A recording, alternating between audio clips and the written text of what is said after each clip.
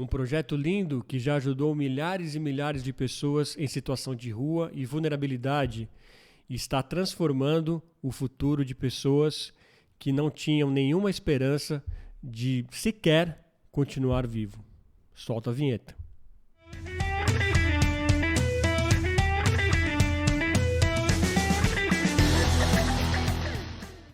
Dia, tarde, noite, seja o que for, seja muito bem-vindo aqui a mais um episódio do podcast Ponto de Fala. Sim, sempre com pontos de vista que merecem um ponto de fala.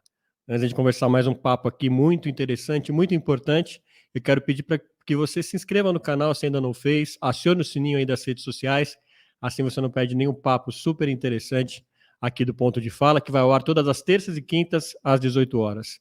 Hoje nossa conversa é muito legal, muito interessante, porque a gente vai falar sobre pessoas, né, sobre uma ONG que aí tem mudado a vida de milhares de pessoas aqui no nosso país que estão em situação de rua, em vulnerabilidade. E quem traz esse papo para a gente é a presidente do Instituto Lar, Ana Paula Rios. Ana, seja muito bem-vinda aqui ao nosso podcast. Olá, muito obrigada pela oportunidade. É sempre um prazer poder compartilhar um pouquinho do nosso trabalho aqui no Rio de Janeiro com todo mundo que está nos vendo e nos ouvindo, né? Que legal, Ana. Agora conta pra gente, né? A gente ficou muito feliz em saber que o Instituto Lar foi premiado aí como uma das melhores ONGs do Brasil. O que levou o Instituto Lar aí a ser tão reconhecido assim? Bom, é um trabalho de muitos anos. O Instituto nasceu em 2016, tem uma sede que fica bem no centro do Rio de Janeiro, e já há alguns anos, e desde que a gente nasceu, a gente atua com pessoas em situação de rua. E no ano passado, depois de muito tempo de trabalho, a gente conseguiu aí ficar entre as 10 melhores ONGs de pequeno porte do Brasil. Essa é uma premiação anual que acontece, feita pelo Instituto do Ar e pelo Prêmio Melhores ONGs. Então, premia as organizações do Brasil em diversas categorias, né, para dar visibilidade às organizações que estão trabalhando, e nós ficamos entre as 10 melhores de pequeno porte. Que bacana, Ana. Parabéns por isso. Agora eu quero saber como que surgiu o Instituto Lar, né? Como que foi a concepção, de onde surgiu a ideia ou a necessidade de criar o Instituto? O Instituto ele nasceu em 2016, foi formado por um grupo de amigos, foi fundado por um grupo de amigos aqui no Rio de Janeiro, e o primeiro objetivo deles era poder ter um espaço para que as pessoas em situação de rua pudessem frequentar e fazer outras atividades, né? E a fundadora, eu não sou fundadora, eu cheguei no Instituto em 2018, e a Mariana Machado, que é uma das fundadoras, sempre diz que eles começaram a oferecer uma atividade, aí chegou uma outra pessoa que sabia fazer um currículo, aí começou a fazer um currículo, aí chegou uma psicóloga que quis oferecer o atendimento, aí começaram a oferecer o atendimento psicológico, e assim foi crescendo até chegar o que nós somos hoje, né? Hoje a nossa sede funciona de terça a sábado, e dependendo da semana, de terça a domingo, com diferentes atividades para que a população de rua possa frequentar e usar daquele espaço ali que tão necessário. Só para o pessoal ter uma ideia, Ana, como e onde vivem essas pessoas que vocês mais atendem? Só para o pessoal ter ideia de quais são as condições dessas pessoas, qual é o público, o perfil desse pessoal que é atendido por vocês. O Instituto atende pessoas em situação de rua. Então, nós estamos localizados bem no centro do Rio de Janeiro, né? Que, de acordo com o último censo da Prefeitura, é onde estão localizados a maior parte das pessoas em situação de rua. Então, a nossa sede também fica ali.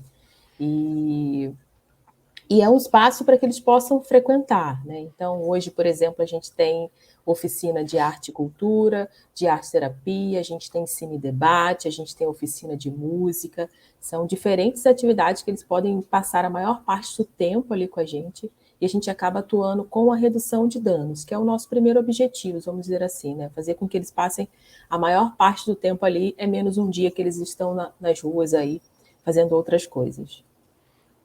Tá, só para o pessoal entender, Ana, a redução de danos é para que ela não se prejudique ou seja má influenciada por alguma coisa que está acontecendo ali na rua, é isso?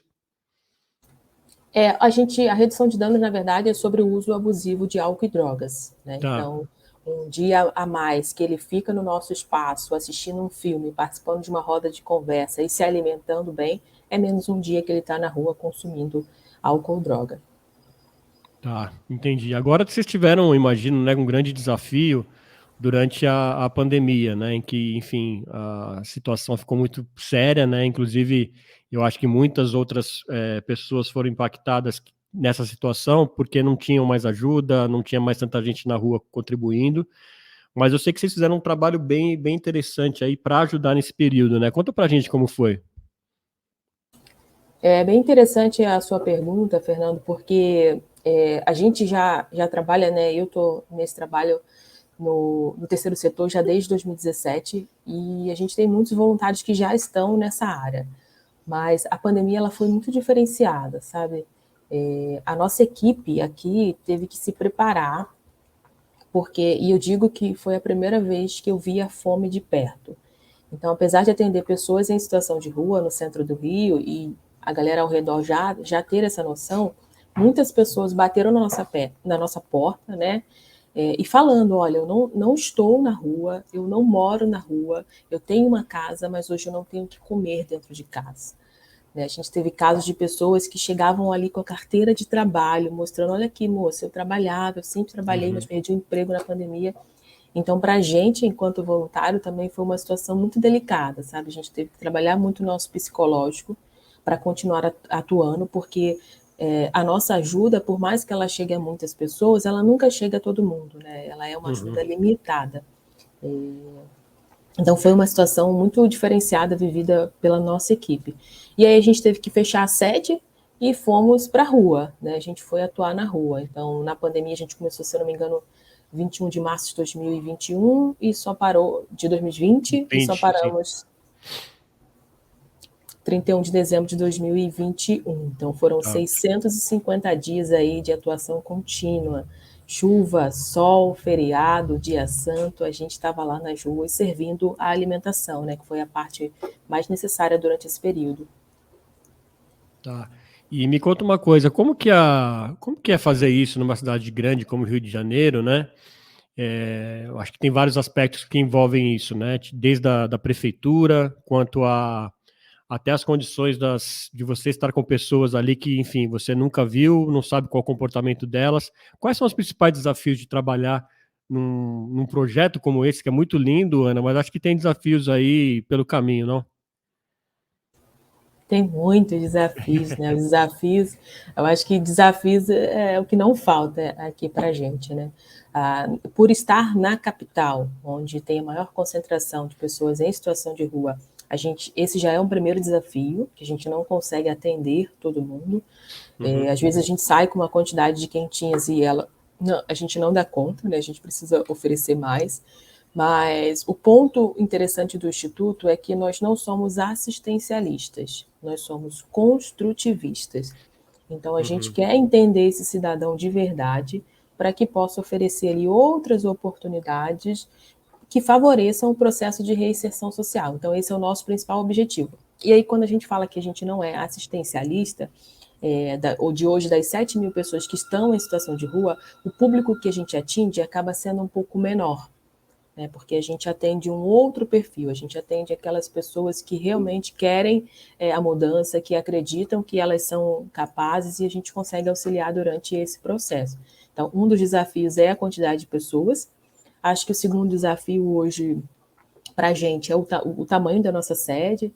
Quando a gente começou lá em 2016, a nossa sede era grande, né? Hoje, com a quantidade maior de pessoas em situação de rua, o nosso espaço ele é um pouco pequeno, para a quantidade de pessoas. Um outro desafio é a atuação em rede, né? A dificuldade de acessar alguns órgãos mesmo, né? A gente hoje não recebe nenhuma verba nem da prefeitura, nem do estado, então essa é uma outra dificuldade.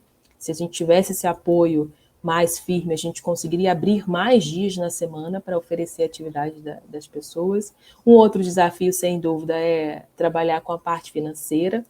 Então, como a gente vive de doações, todos os meses a gente tem uma dificuldade enorme, né, para pagar as contas fixas, água, luz, aluguel, né, que a gente tem aí. Então, são alguns desafios aí que eu consigo enumerar para você nesse trabalho, mas é um trabalho de formiguinha, né, e que a gente não pode parar. Sim, mas por outro lado também eu imagino que deve ter a recompensa de você, e acho que isso é único, né? De você ter o retorno ali do ser humano e você ver que você contribuiu para a mudança de vida de uma pessoa. Tem algum caso em especial que você possa compartilhar com a gente de inspiração assim de uma pessoa ou pessoas que passaram pelo Instituto Lar e hoje estão de fato com uma vida diferente, Ana? Olha, a gente tem alguns casos, né? Existem pessoas que hoje, a gente tem um caso de um assistido que ele foi ajudado pelo Instituto lá uma vez, né? E assim, a gente está lá, Fernando, de portas abertas, né? Então a pessoa chega, a gente vai suprir as necessidades iniciais ali e vai mostrar para elas quais são os caminhos. Olha, a gente pode fazer esse cursinho aqui, a gente pode direcionar para você assistir as reuniões de dependência química, você pode vir durante a semana assistir um filme, participar da roda de conversa. Uma vez por mês nós fazemos visitas aos espaços culturais da cidade, né? Então, apesar de ele praticamente dormir na porta do museu, se ele for entrar de manhã, ele não é tão bem-vindo assim. Então, ele vai com a gente nesse outro espaço. E aí, ele foi ajudado uma vez, esse assistido, não conseguiu, né? Teve uma recaída, voltou para as drogas, e aí ficou um tempo sem aparecer, depois ele voltou de novo, né? Falando que já tinha sido ajudado, então eu esperava que a gente abrisse as portas para ele. E assim foi, né? A gente sempre diz para eles que a recaída, ela faz parte do processo. Ninguém vai deixar de consumir uma droga de um dia para a noite, né? Ela faz parte do processo. Não importa quantas vezes ele recair, o que importa para a gente é quantas vezes ele vai querer se levantar. E a gente vai estar ali para estender a mão. E aí ele tentou mais uma vez, ficou lá, ajudou a gente durante um tempo, né? Se tornou voluntário da instituição e hoje ele aparece às vezes. Hoje ele está empregado, Que ele acaba legal. viajando, a empresa dele viaja, ele fica entre Rio, Minas e São Paulo. E hoje ele volta lá algumas vezes para dar palestra para os assistidos e para convidar algumas pessoas que têm interesse em fazer uma ficha lá na empresa dele, né, que contrata algumas pessoas. Então, é um dos exemplos que a gente tem muito orgulho de falar que funciona, porque hoje nós temos muitas histórias na rua que as pessoas nem imaginam, assim, né? A gente tem engenheiros na rua, a gente tem médicos Olha, na rua, né? A gente tem enfermeiros na rua, então a gente tem pessoas na rua. Tem um outro caso, inclusive, esse ele não conseguiu, né, se restabelecer, ele acabou falecendo, mas ele veio de uma família que tinha muito dinheiro, muito, uhum, muito, muito dinheiro. Com 15 anos de idade, a rotina dele era andar de helicóptero, olha, que os pais tinham tanto dinheiro que se locomoviam de helicóptero. Então, assim, já teve tanto dinheiro na vida que é uma coisa que talvez a gente nem consiga imaginar quanto dinheiro ele sim. já teve.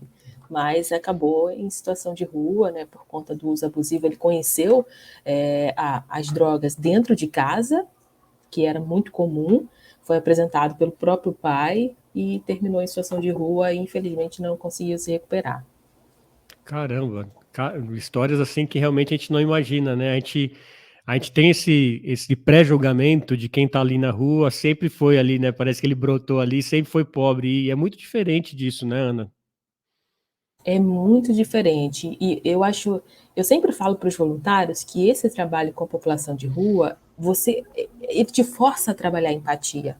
Porque o que você vai ouvir do outro, para você às vezes não faz muito sentido. Se você ouvir uma pessoa falando, cara, minha família tem dinheiro, minha família tem casa em vários locais aqui do Rio de Janeiro, e se eu quiser eu posso voltar para eles agora, mas eu não quero porque eles não me fazem bem. O problema Hum, não é o dinheiro, né? A família é tóxica, eles não me fazem bem. Então, quando você ouve de uma pessoa que a família tem casa, que a família tem dinheiro, mas ele prefere estar na rua por conta dessas coisas e outras coisas, para você, a princípio, aquilo não faz muito sentido. Né? uhum. Mas o nosso papel ali é não julgar, né? É entender a história dele, se colocar no lugar dele e oferecer quais as possibilidades nós temos nesse momento. Então, o trabalho voluntário ele acaba te forçando a trabalhar a empatia, porque você vai ouvir coisas que não fazem sentido para você, mas que fazem sentido para aquelas pessoas. E são muitas histórias na rua. Eu costumo dizer às vezes que é, a situação de rua ela é algo acima do complexo que ainda não tem uma definição. Porque não é uma receita de bolo. Né? O que eu faço com uma pessoa não funciona com a outra pessoa. Então, por isso que a gente fala que o nosso trabalho é um trabalho de formiguinha, porque as histórias são diferentes. Então, a gente precisa entender cada ser humano ali na sua individualidade. E foi bom que você tocou no ponto de que não ser só um assistencialismo, porque não é só um alimento, né, que fisiológico que a pessoa precisa, né? Ela precisa alimentar a alma, a mente dela, porque eu acredito que são muitas pessoas passando por dificuldades de problema de saúde mental, né, Ana? Queria que você falasse um pouquinho disso, né? Pessoas que estão não necessariamente só com drogas, mas em depressão também, né? A gente teve até na pandemia, né, um caso como esse, que foi uma pessoa que chegou na nossa porta lá no Instituto com a carteira de trabalho, mostrando ali para a gente, ele era enfermeiro, que sempre trabalhou, que nunca esteve naquela situação, mas na pandemia ele foi mandado embora, morava com a mãe faleceu de Covid e ele caiu em depressão. Então, você vê muito de perto, e eu acho que a pandemia trouxe para a gente essa sensação de que poderia acontecer com qualquer um de nós. Ficou Sim. muito mais próximo, sabe?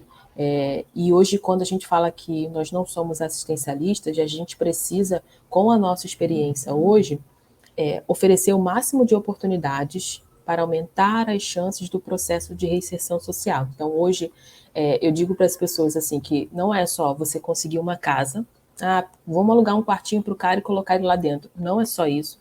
Não é só você conseguir que ele faça o tratamento do vício.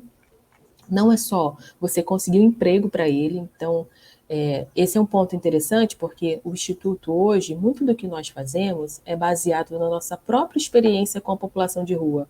Porque às vezes chega uma galera falando, vou conseguir emprego para ele. Calma, não é só isso. Sabe, não é pegar o cara, empregar amanhã, botar de carteira assinada que ele vai deixar as ruas da noite para o dia. Então, não é só uma casa, não é só um emprego, não é só tratar o vício. É um conjunto dessas coisas que vão aumentar as chances positivas da reinserção social. Então, a gente precisa entender o indivíduo como um todo. O primeiro passo é ocupar o tempo dessa pessoa. Alguns projetos que a gente tem aqui funcionam dessa maneira, né? A gente precisa ocupar o tempo dele. Ele vai ver um filme, ele vai assistir uma palestra, ele vai participar da roda de conversa, ele vai vir no grupo do AA. Então, a gente vai ocupar o tempo e tirar essa pessoa um pouco, deixar ela mais longe das ruas, né? E aí a gente vai trabalhando outros quesitos ao longo do tempo. Então, essa é a importância de não ser assistencialista. Lá eles almoçam no Instituto, sim, mas eles almoçam depois de assistir um filme e conversar um pouco sobre aquele filme, né? A gente fala sobre racismo, a gente fala sobre preconceito. Muito, muito bacana. E como que é o engajamento das pessoas que estão ao redor ali, né? Vamos pensar um pouco do comércio, do pessoal que está ali do lado. Eu queria saber como que é, se eles veem vocês bem, né? Ou se eles falam, putz, esses caras aí ficam atraindo esse pessoal de rua. Não sei se tem esse tipo de preconceito. Rola isso, Ana? Rola, muito legal, Fernanda. Acho que ninguém nunca me fez essa É. pergunta. Rola isso. Nós não somos bem-vindos, né, ali na nossa Olha só. região. Já fizeram alguns abaixo-assinados para tirar a gente dali, porque os nossos vizinhos, não todos, viu? Alguns defendem a gente, mas a maioria acredita que eles falam cracudos, tá? Que os cracudos só estão ali porque a gente está ali, né? Então, Olha eles só. têm essa fala, que é muito ruim, porque aonde a gente está localizado, que é o centro do Rio de Janeiro, é onde tem o maior número de pessoas em situação de rua. Então, a gente pode sair dali que eles vão permanecer por ali, eles não têm para onde ir. E o centro também vive uma outra questão, que é o fechamento de muitas lojas, né? Eu não sei como chega isso para vocês aí, mas aqui a gente tem uma parte ali da Rua da Carioca, que era uma parte totalmente musical, com várias lojas de música, e, cara, que tá tudo fechado. Então, hoje nós temos ruas do centro que eram muito movimentadas por comércio e que hoje estão desertas, né? Por conta da crise, enfim, várias coisas com a pandemia, várias coisas aconteceram. Então, eles acreditam, e aí na pandemia a gente teve um outro movimento, né? Que eles passaram a enxergar mais essas pessoas em situação de rua. Então, eles acreditam que os cracudos só estão ali porque a gente está ali oferecendo comida para eles, né? Então, é curioso. Pois é, então, eu imaginei que pudesse ser isso, porque a gente tem algo muito semelhante às realidades das metrópoles aqui do nosso país, né? Aqui em São Paulo a gente tem algo muito, muito semelhante, exatamente eles habitando essas áreas do centro, onde muitas ruas também fecharam tudo, Mas enfim, né? Não são todos que têm logo de cara esse amor ao próximo para identificar que vocês estão fazendo a diferença. Queria até que você explicasse isso, Ana, né? A gente costuma dizer que quem tem a vida dedicada ao próximo, né, tem o dom do amor naturalmente, né? Como que surgiu isso em você, de você querer estender a mão e ajudar as pessoas em necessidade? Assim, desde que eu me enxergo por gente, né? Desde que eu me entendo por gente, eu sempre fiz alguma coisa para ajudar o outro. Mas eu costumo dizer que eu acabei demorando um pouco para fazer essa transição de carreira, porque eu não enxergava isso como uma profissão, né? Eu não tinha referências nessa área. Então, eu conhecia só aquelas pessoas que trabalhavam e fazia ali o trabalho voluntário aos finais de semana. E foi exatamente assim que eu comecei, né? Então, eu sou engenheira de produção, hoje especialista em gestão de organizações e negócios de impacto social, e aos poucos eu fui entendendo o que eram os negócios sociais, como que eu poderia continuar atuando no terceiro setor, no setor 2,5, que é uma área que de alguma forma gera impacto para a vida das pessoas, e ainda assim conseguir pagar minhas contas, né? É, essa área que eu tô hoje, né, que é o terceiro setor, é uma área que faz sentido para o meu coração, né? Então, na graduação, né, a galera de engenharia queria muito isso, né? Os engenheiros, eles faziam engenharia porque ia ganhar bem lá na frente, né? E a Sim, gente diz que quem está no terceiro setor não é a galera que vai ficar rico, não é a galera que vai ficar milionário, mas é o que faz sentido para o meu coração, né? O que faz sentido hoje para o meu coração, é o que me faz acordar todos os dias e continuar na luta, saber que os meus conhecimentos estão ajudando a transformar vidas de pessoas em vulnerabilidade social. E, e eu acredito, Fernando, que o mundo menos desigual, ele passa pelas mãos de todo mundo. Então, cada um precisa fazer a sua parte. Não adianta hoje, a gente teve esse exemplo na pandemia, né? Eu estar dentro da minha casa, me protegendo contra a Covid-19, e quando eu vou na padaria, tem 3, 4, 5 pessoas em situação de rua deitadas na minha calçada que não se protegeram. Então, a uhum. gente precisa, cada um precisa fazer a sua parte para colaborar com o mundo menos desigual. Né? Ele passa, essa redução das desigualdades passa pela mão de todo mundo. E quanto mais rápido a gente se ligar nisso, mais rápido a gente tem condições de melhorar esse planeta aí. Sem dúvida, não, é uma condição que eu acho que tem que ter a participação de todos.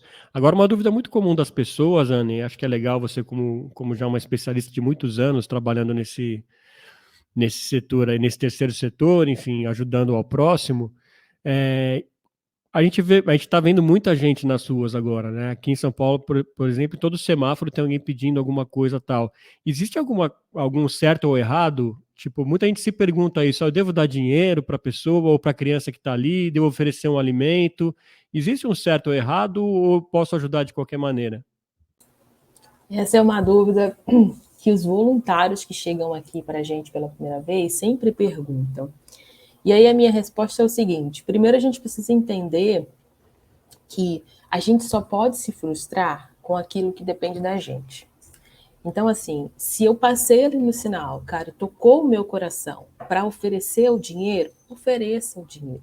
O que ele vai fazer com aquele dinheiro depois não é com você. A Uhum. sua parte foi oferecer o dinheiro, né? Mas, então esse é o primeiro ponto, tentar fazer isso. Mas aqui na instituição, a gente pede para que os voluntários não contribuam com dinheiro, né? Então, lá dentro Tá. mesmo, durante as atividades, é proibido oferecer o dinheiro. A gente pode oferecer o alimento, a gente pode oferecer a roupa, mas varia de local para local. E muito do que tocar no teu coração naquele dia. Mas acho que um primeiro ponto é esse: se contente com o que você fez a sua parte, né? Às vezes a gente escuta a galera que vai no ônibus, tem aquela pessoa que está no ônibus pedindo, e aí quando eu É, desço, ela está no outro ônibus pedindo a mesma coisa. Cara, faz a tua parte, sabe? Porque realmente pode ser que ela não use aquele dinheiro uhum. para o fim que ela falou, mas pode ser que ela use.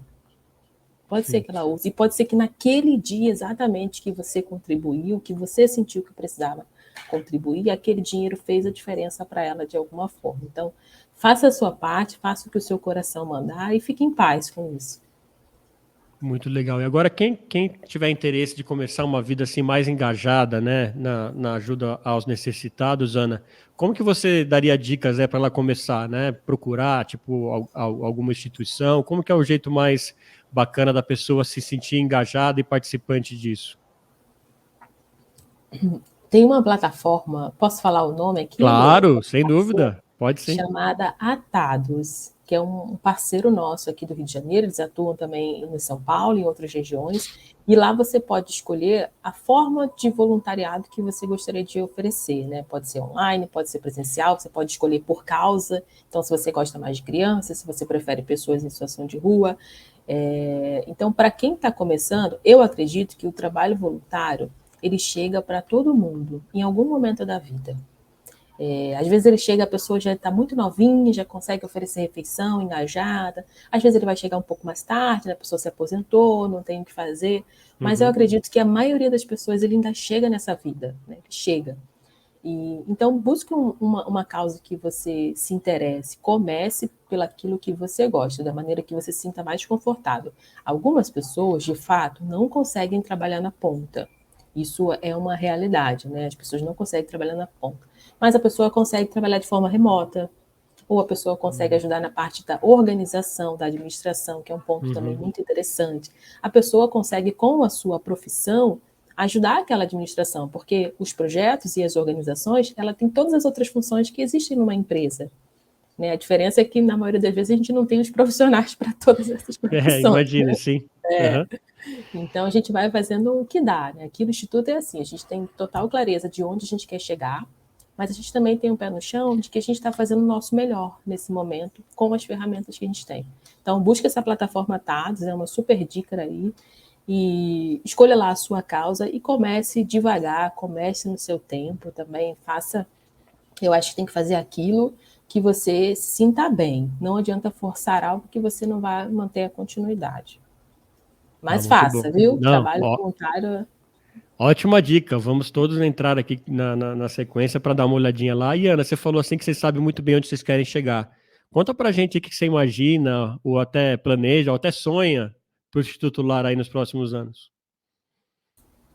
Bom, a nossa visão hoje é se tornar uma organização referência dentro desse processo de reinserção social de pessoas em situação de rua, porque a gente, inclusive, já fomos solicitados aí por algumas instituições, né, para que a gente escreva a nossa metodologia, para que a gente possa compartilhar a nossa metodologia para outros estados, porque o trabalho que o Instituto faz hoje ele é muito diferenciado. Né?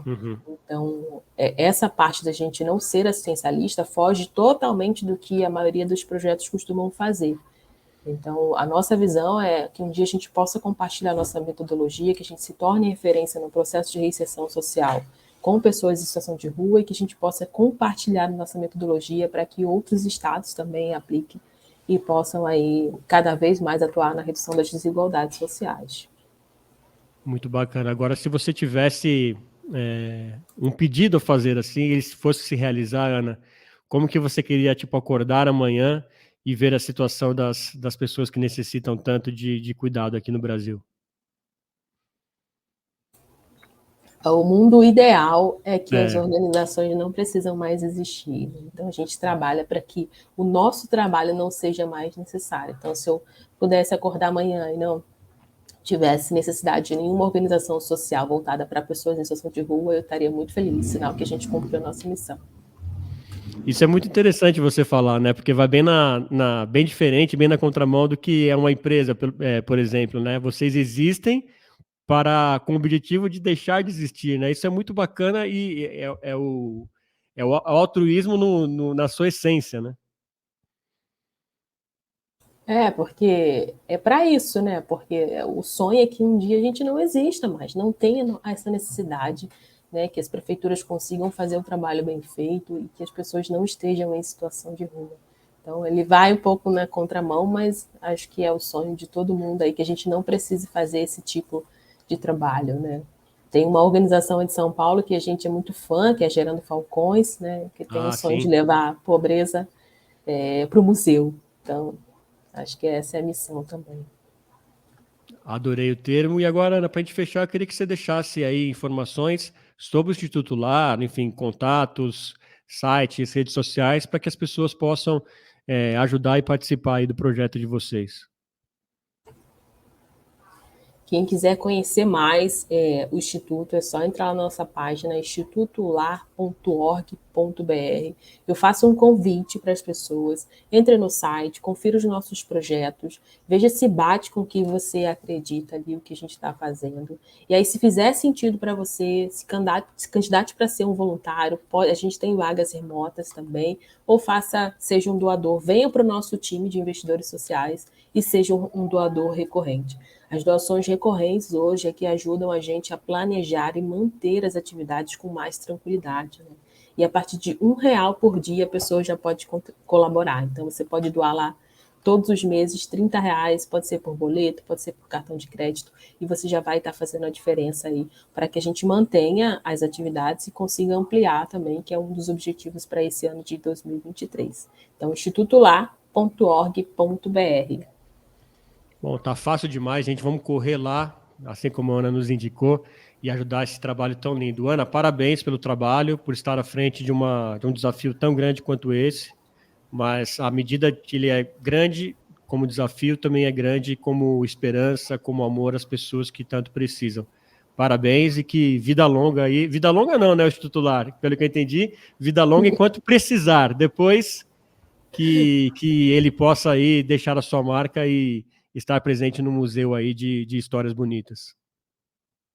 Muito obrigada pela oportunidade. Queria reforçar para as pessoas que o mundo menos desigual passa pelas mãos de todo mundo. Cada um precisa fazer a sua parte, né?